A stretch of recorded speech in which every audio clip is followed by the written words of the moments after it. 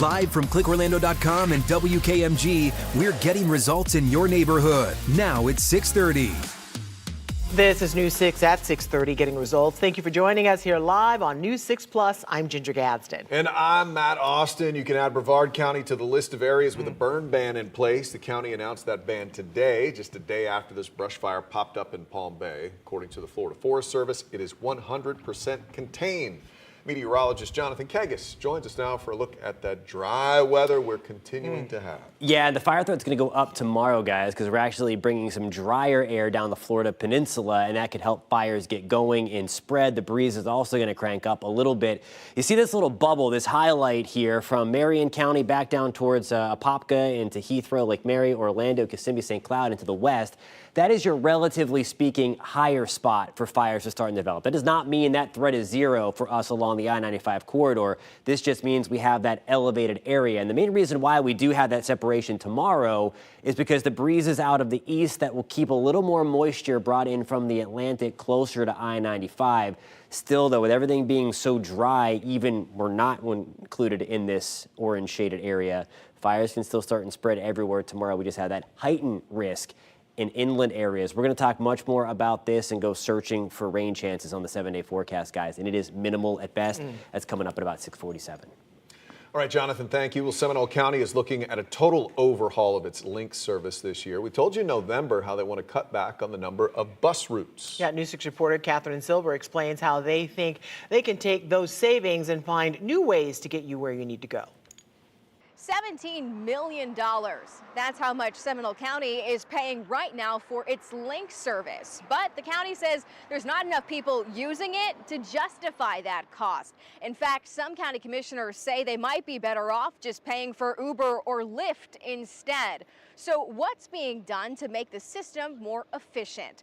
Well, here's what we found out at Tuesday's County Commission meeting. We could talk about this for a week. Staff spent more than an hour telling commissioners what they've discovered, when they've even taken the bus to see how it's working for the estimated 3,500 to 4,200 people who use Links in Seminole County.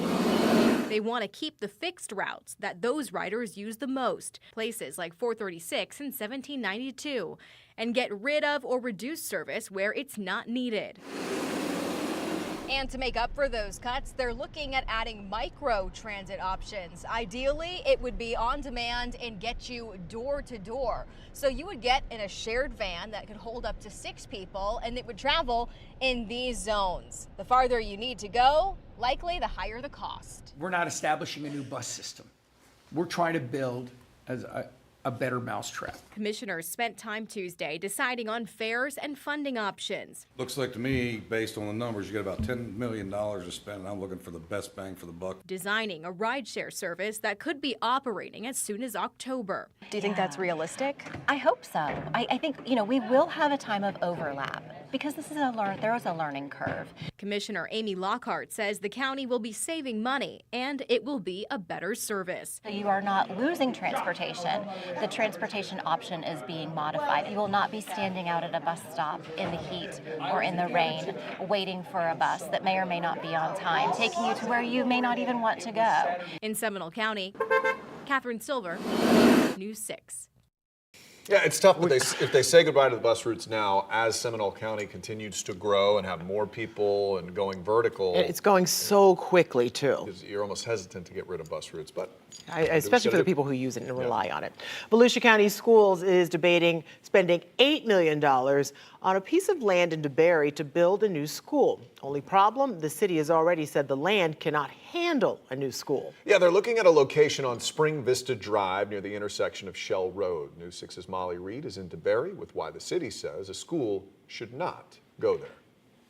With the population growth in this area, the school district has been saying for years that DeBary and the surrounding areas need a new school. This new one would replace Enterprise Elementary School. Now, this 19-acre piece of land is the one that the school board is currently eyeing. But the city of DeBary says this property isn't going to work for them. The site will require significant road improvements. You will have to eminent domain residents' front yards and businesses' entryways. There's hundreds of millions of dollars of commerce that occur in that industrial park there. And City Manager Carmen Rosamonda says if the district builds a school here, it would violate its interlocal agreement with the city. Staff's probably going to, and the city attorney will probably recommend an injunction.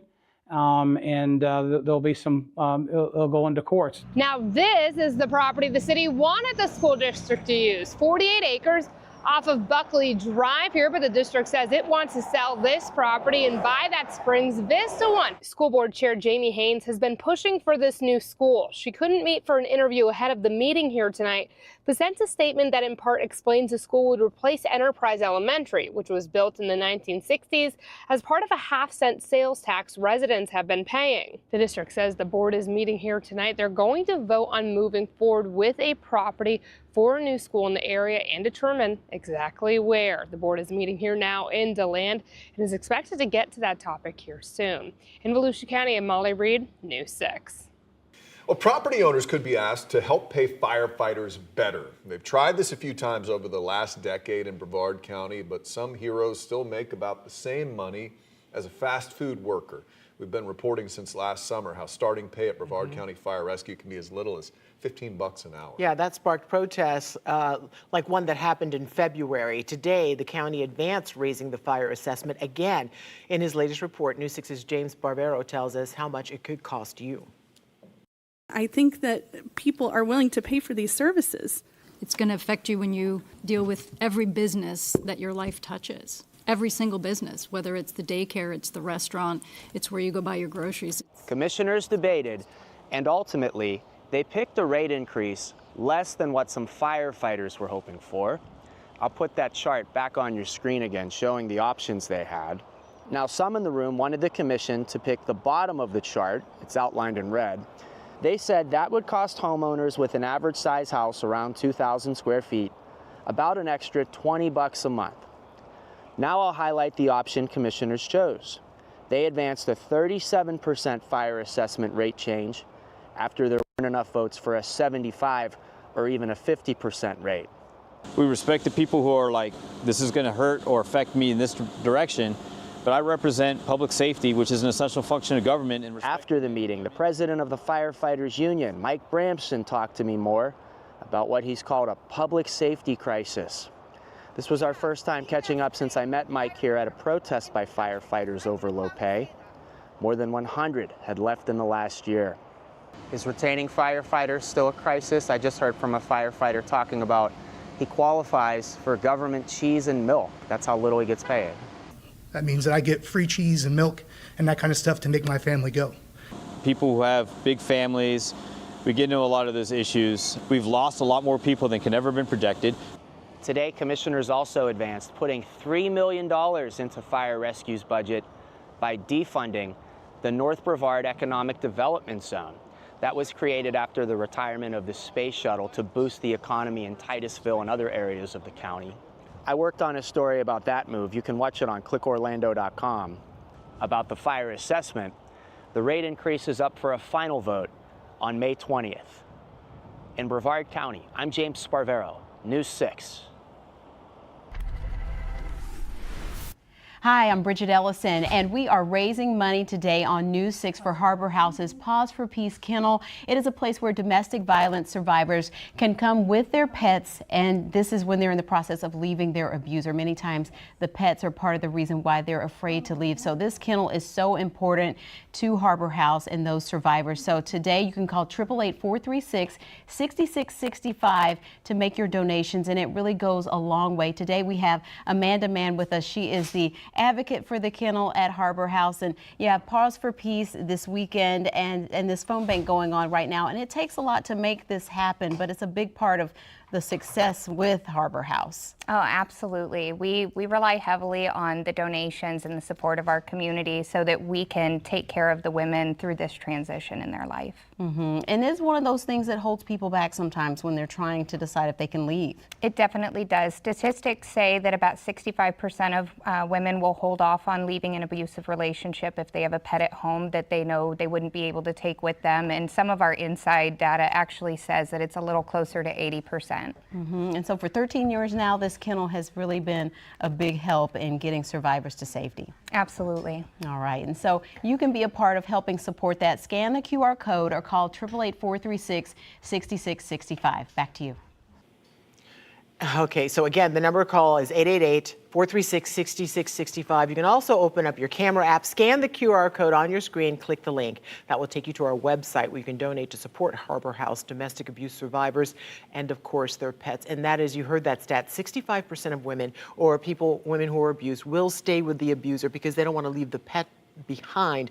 And I've done stories on the abuser using the animal as leverage. Right. And that is heartbreaking. They don't want to leave the pet behind, not just to not see their pet again, but because they're afraid that because they know, the pet might be out abused as well. So if you have the time and if you have the resources, please donate to Harbor House and Paws for Peace because they really could use your help, and it really does save lives and makes a huge difference in the community. That is the truth. Well, it is Central Florida's #1 news website, clickorlando.com.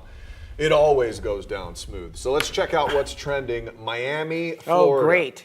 Known for sun, sights, and termites for the third year in a row. It tops Orkin's list of most termite-infested cities in the U.S. Oh, yeah, that looks lovely. Although in typical Florida fashion, Tampa and Orlando taking the Miami rival to heart. But Miami wins this one, and they can have it. Nobody wants to win this. Tampa kept its #3 spot on the list, but we wrote this like it's something to brag about. Orlando rose up to #5, just behind Washington, D.C. You want a tent around your house? Orkin says termites cost American homeowners about $5 billion a year in damage. And the problem is, you don't know they're eating away at your house until the wall crumbles. Yeah. It's really bad. Is true. Well, here are some of the other trending stories right now at clickorlando.com. HGTV believes Fernandina Beach in Northeast Florida is the state's most charming small downtown. Expect nice shops, wonderful historic district to explore there. Have you ever eaten at Timothy's? No, I haven't. On Fernandina Beach? Is it good? It's really good. Okay. Some good I'll have fried to try it, fish. but A I mean- poke bowl? Oh, I love a poke bowl. Okay, moving on. A new bill in the Florida legislature would empower homeowners to use, quote, reasonable force against spying drones. It's not clear if that conflicts with a current federal law that prohibits people from damaging an aircraft while it's still airborne. But people are using it to fly over other people's homes, or people are in their backyard in the privacy of that's creepy. using their pool. No. Yeah. Well, don't you just, this is really random. Don't you just hate door hinges that won't stop squeaking? I was just thinking about that earlier today. Well, replacing them isn't a challenge for News 6's Eric Von Enk, and he's getting results at home with an easy process to improve your doors. First, though, for spring cleaning, you're going to need to upgrade your cleaning arsenal. Our insider guide, Crystal Moyer, features 4 products that will help keep your home spotless. You're watching News 6 at 6:30, live on News 6 Plus, covering DeBary, Rockledge, and all of Central Florida. We'll be right back. Brought to you by your local Toyota dealers. Toyota, let's go places.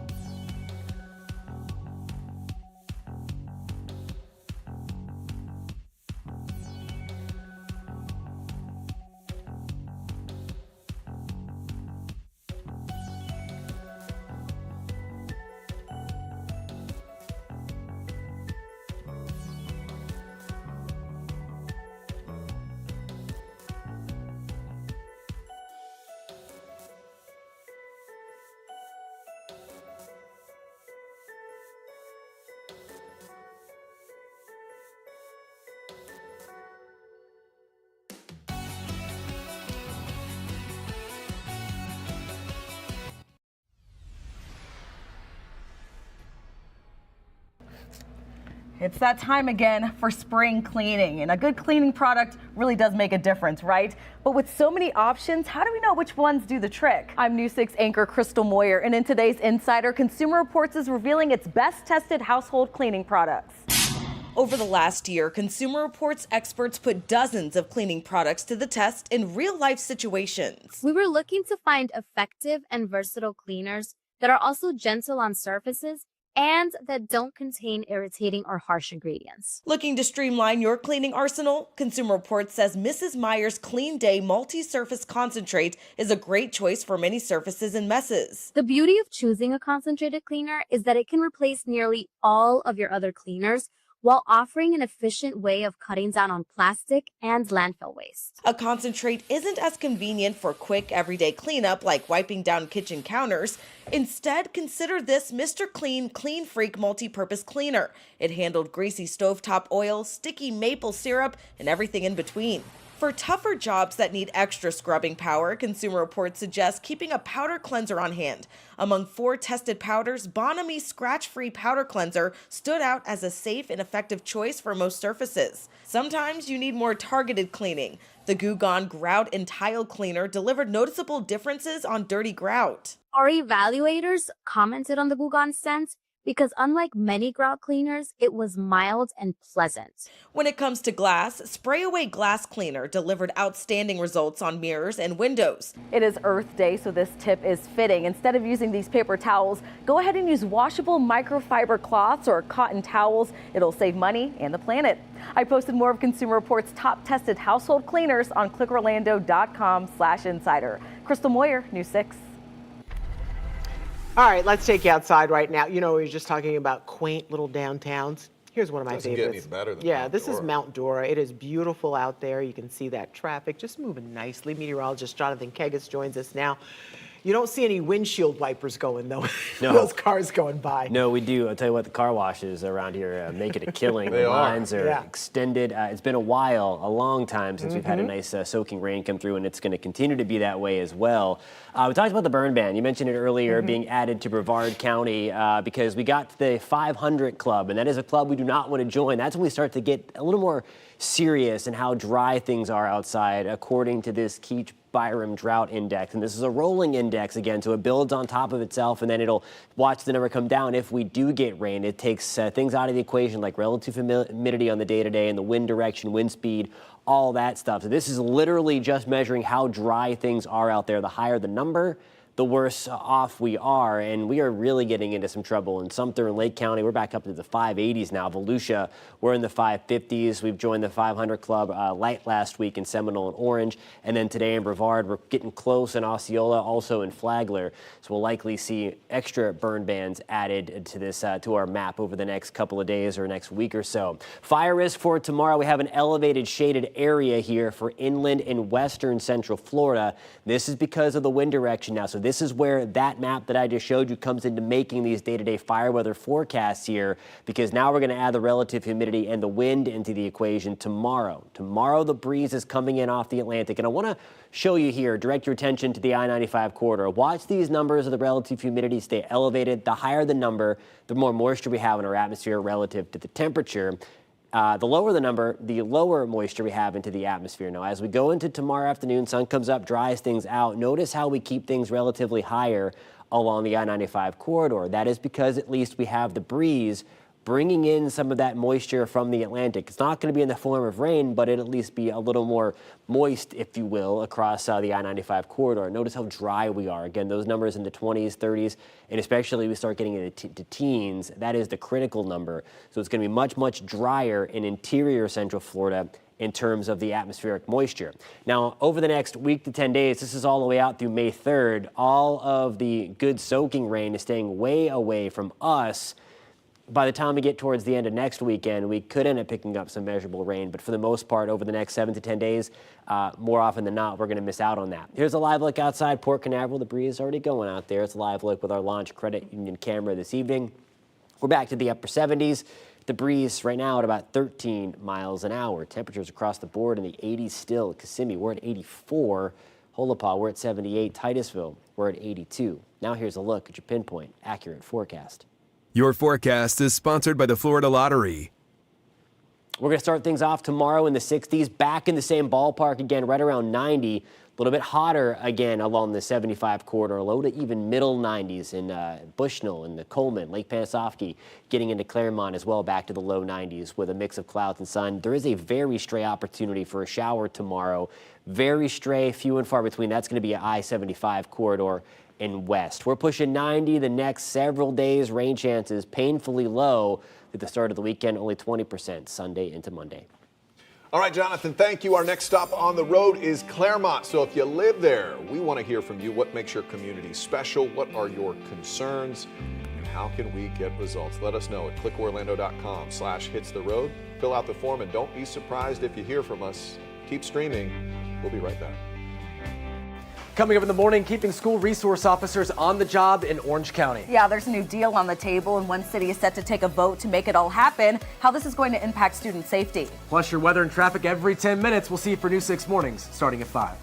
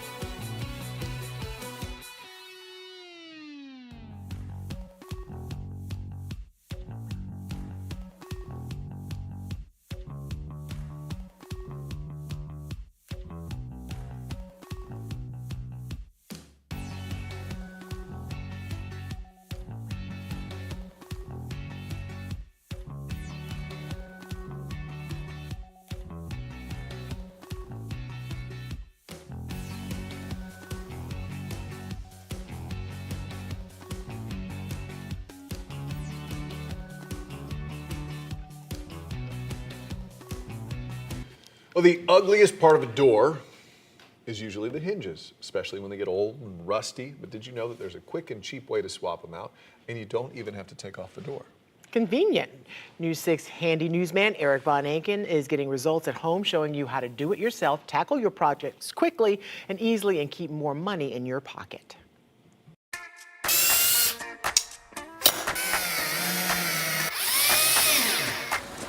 I think that's the door, Destiny.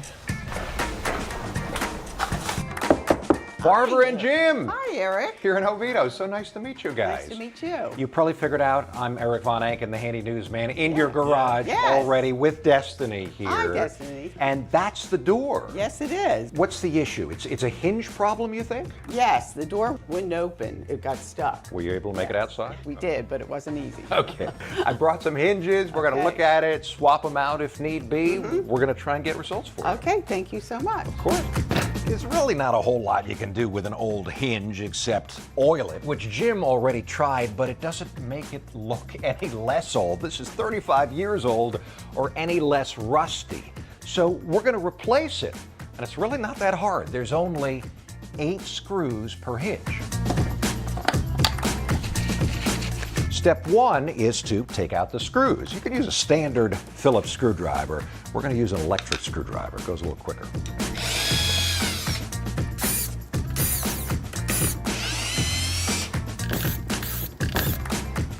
I know a lot of people are afraid that if you're swapping out the hinges, they think it means taking off the entire door. You don't if you only do one hinge at a time. You can leave the door where it is. So I already went shopping. Shopping? Woo! Not that exciting, Destiny.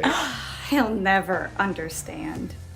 So anyway, Barbara and Jim sent me the measurements for this. It's 4 inches, a little bigger than standard size, but the point is, if you pre-measure from top to bottom, then you'll know what to buy when you do go shopping. The old holes don't align with the new holes, but that's okay, just make a new hole.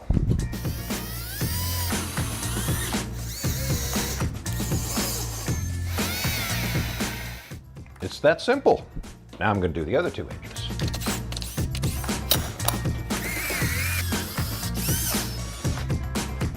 Now we're going to test it.